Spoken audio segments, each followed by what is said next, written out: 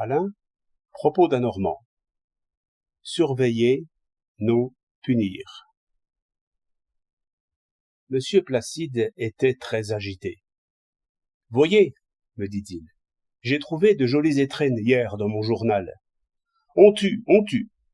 J'ai passé une triste nuit, dormant en lièvre, avec mon revolver sur ma table de nuit. C'est alors qu'il vous vient des idées. Monsieur, j'ai enfin compris que la police et la justice ne servent à rien du tout. » « Comment cela ?» lui dis-je. « 40 agents de la sûreté, pour le moins, fouillent la banlieue à l'heure qu'il est. Des coupables seront pris, jugés et punis.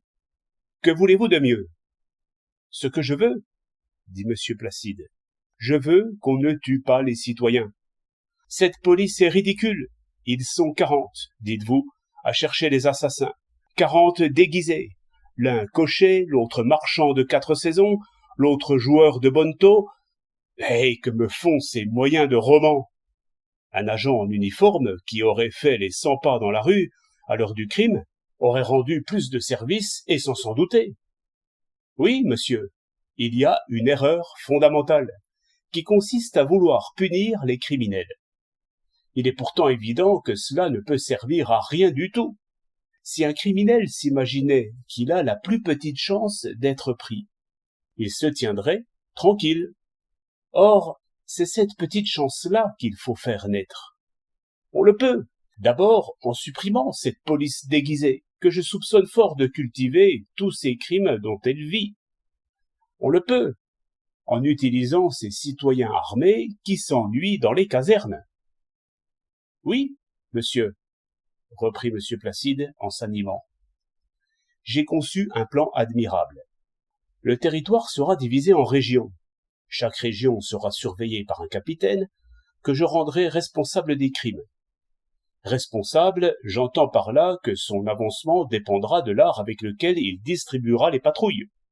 Je veux qu'à toute heure de nuit, n'importe où, la force armée circule. Je veux que tout citoyen soit tenu de s'arrêter à toute sommation.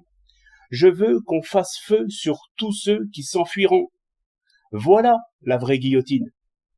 Je veux qu'avant 15 jours, les forçats échappés soient tous repris. J'entends ceux qui rôdent autour de nos maisons.